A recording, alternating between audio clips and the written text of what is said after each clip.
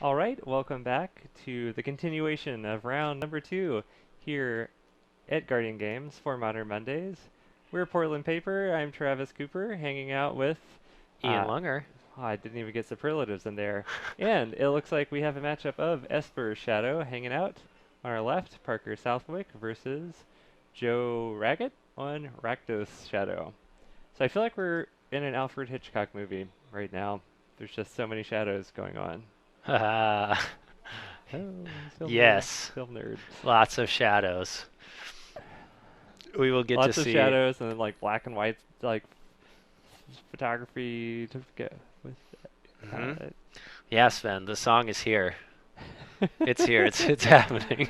uh yeah, so that's another superlative I can add, vocalist. That's true. All That's right. true. Parker is going to shock. Or did we get a fetch shock into an Inquisition, and Joe's just gonna cycle a Cycles a Street Wraith. street wraith, and Parker nabs that death shadow in Joe's hand. Joe's checking out the top of the deck. We getting a pseudo scry here with the fetch land.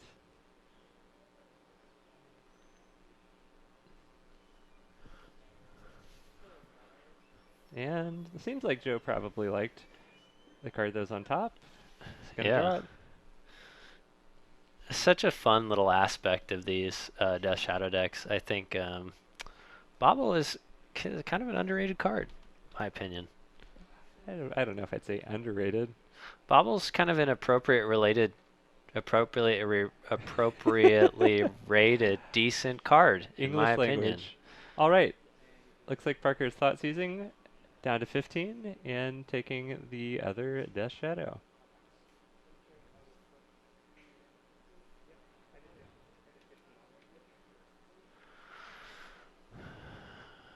Couple of faithless lootings in Joe's hand. What do you think about Joe aggressively damaging his own life total here with two of his four Death Shadows in the graveyard? Do you think that suggests that he's probably playing Unearth?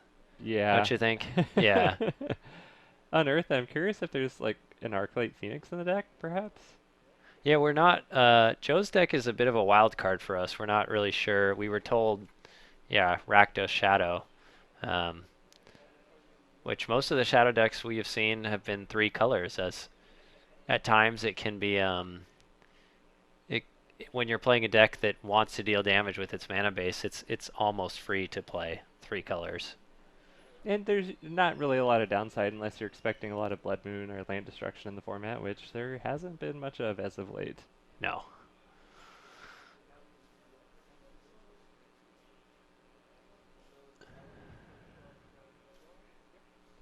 All right. Both players self-managing a life total here, dealing some damage.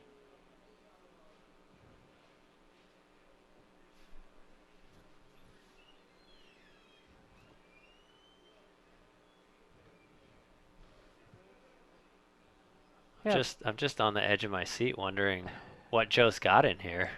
I'm thinking there's a Death Shadow. Nope. Inquisition. And looks like we get some Well, lands. that's I Get a think an easy pick Thought here. Scour and a Ranger Captain. I think the name of the game in these Death Shadow matchups is to take away your opponent's threats, and Ranger Captain of Eos represents two threats.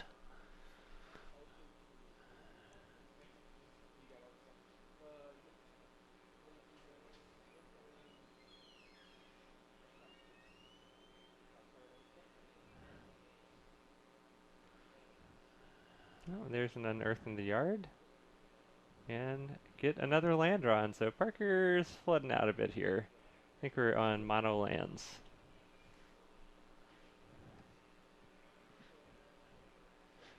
Yeah, and Joe's deck plays Faithless Lootings, which is a good way to kind of mitigate the flood aspect. Parker's deck doesn't play, as far as I know, any way to kind of convert the cards in his hand to action. Jace Fringe Prodigy. Ah, okay, he does. Take it back. uh,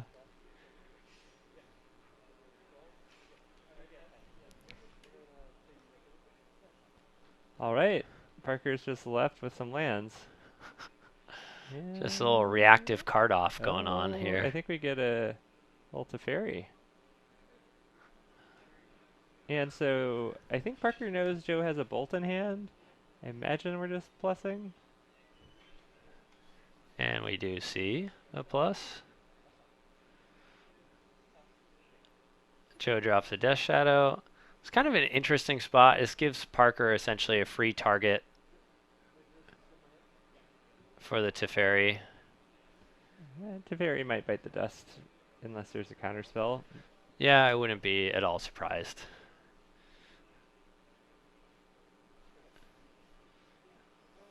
Always, you think you can do something in Nope, step, but you nope, you can't. can't. Yep. Old habits die hard. These new planeswalkers they've really been a mess for some of us trying to figure out what we can and can't do. I know I recently cascaded Bloodbraid Elf into uh, Travis's Teferi, and turns out that cards cast off Cascade are cast essentially at instant speed and would go on the stack, and Teferi doesn't allow that, so don't yep. play your Bloodbraid Elves into Teferis. Hi, Bolt Teferi.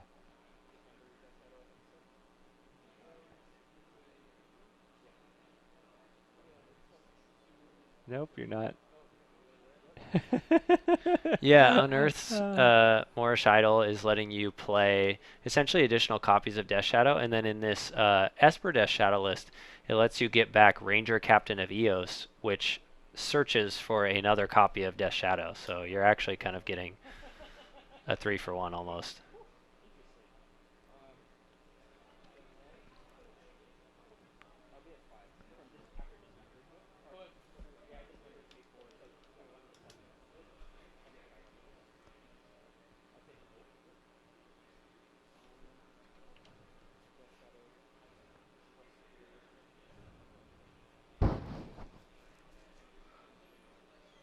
So there has been a cost of Joe's Faithless Looting.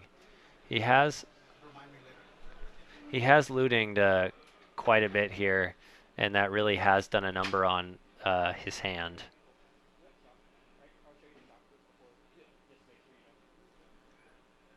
all right, we get a fetch shock and swing in for lethal. And we get to see a third game. What a deal. So didn't really see a whole lot of what Joe's deck had to offer. It felt like he spun his wheels a lot. Um, I did just spy a Dreadhorde Arcanist, which seems like another decent value engine for the deck. Joe just did not find enough threats that game. It feels like going Esper has allowed Shadow to drop the delve threats like Gurmag Angler and rely more on some graveyard synergies with Unearth and Ranger Captain plus Jace Friend's Prodigy. And Joe's still playing the Gurmag Angler and probably has a higher density of one drops to make that Dreadhorde Arcanist relevant. But do you know how many games of Magic that we've gotten in this round number 2 here? We're going to it's our fourth or fifth game. This is the fourth Fourth game. game? Okay, so I think that's quite a deal. Yeah. And you know what helps us bring you all this paper modern magic? Uh, Drinks. Yes, drinks. Buying us beers is always nice. You can even probably call into Guardian Games and offer to cover our tabs for the evening. You're more than welcome to do that. But we appreciate all our follows and subscriptions. It helps us hang out with you all, have all the cables that we're destroying be replaced, that we can bring you uninterrupted matches of Modern here every Monday. And yeah, we appreciate just getting the word out, and we love doing this, but we can't do it without your all support. So that's always a good thing to have, and makes us feel valued. But thanks for hanging out, and just being active in the chat is also something that is makes us feel really supported as well. Yeah. I mean, truthfully, it's if if you like what we're doing and want to give, and if you just want to watch, then watch. Happy to have you all in either case. Looks like Joe will start off with a fetch shock here. Get a blood crypt. I want to see what this deck has to offer. I want to see I want to see the spice. Are we on Dune? Quoi? Are we on Dune? Spice? The spice, spice. Oh, your jokes are too difficult for me, Travis. Yeah. All right, Travis. IOK reveals Snapcaster Mage, Baby Teferi, Death Shadow, Gurmag Oh. Angler, and Stubborn Denial. So we are still an angler here for Parker. Uh, could either like taking Shadow or Snapcaster. At this point, probably. It depends what the context of Joe's hand is. Um, It's a really solid hand for Parker. yeah, It does feel like it will take him a bit to get down to a low enough life total to cast that Death Shadow on his own. So I'm inclined to nab that Snapcaster, but if Joe has a Walker or something else that he really wants to resolve, I could see taking the Stubborn Denial.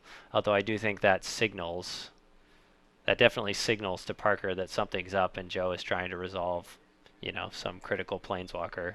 yeah. Snapcaster is always a safe bet on a turn one hand disruption spell.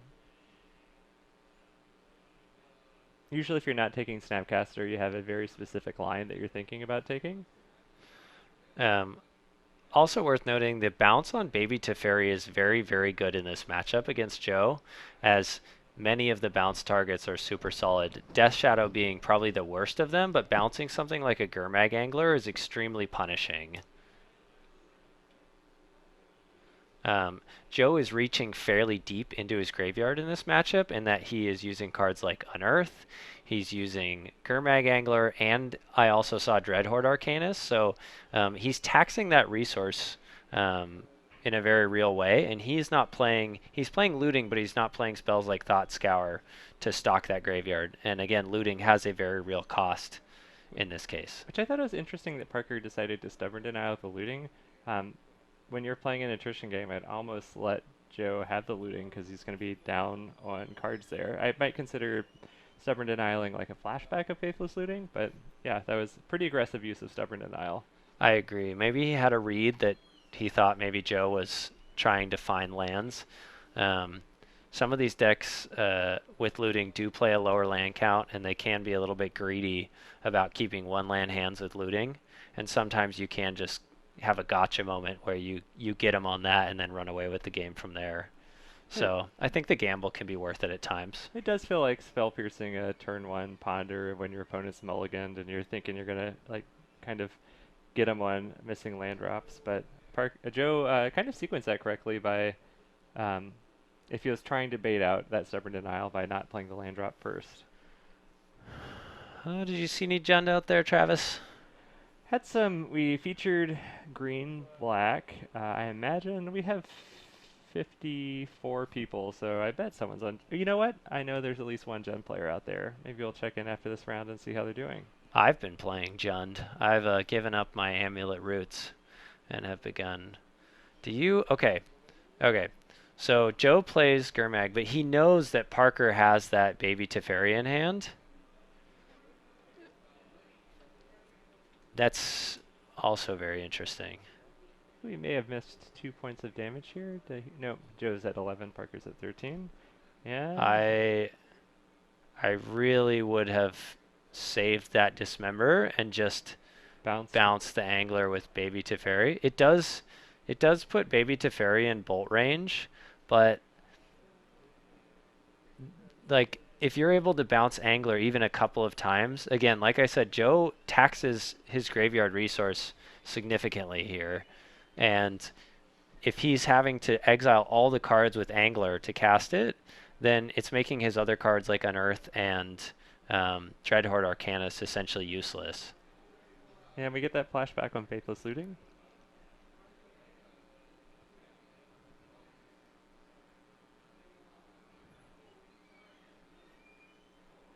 Seems like there's a decision to be made here. Joe's thinking about what to pitch.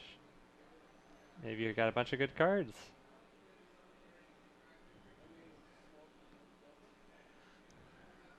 Looks like just pitching some lands. And playing a land. So that's a lot of lands at this point in the game. Yeah. I mean, it would have been more if he hadn't had the looting to mitigate some of that flood.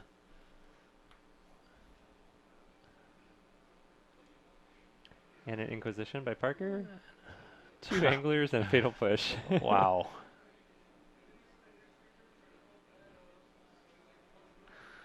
So I can see why Joe's playing out his lands in the face of Baby Teferi. It's very likely that he's going to have to be tapping out and using as little of his graveyard as possible to get these anglers on the board. Yep, usually when you're playing a card like Faithless Looting, after you get to 3 mana, you might just keep all the lands that you draw so you can turn those into cards later in the game. But if you're stuck with a hand with 2 anglers, you're going to need to use all of your resources to get those out there.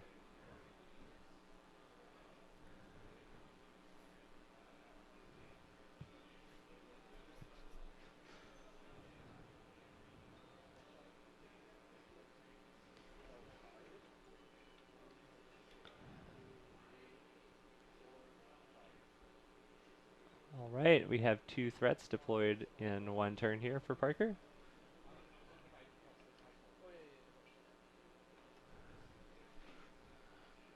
Joe will fetch again down to 8.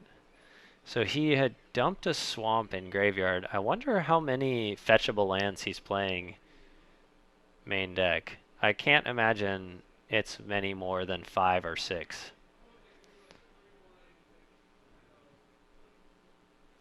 I could see maybe a basic mountain and a basic swamp. Or possibly even just the basic swamp.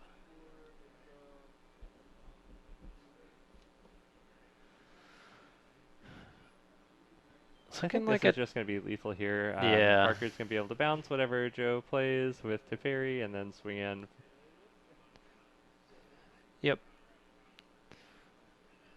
It's pretty safe with Teferi on board. Joe is not even allowed to have any responses this turn, so it's about as safe as you can be wrapping up the game.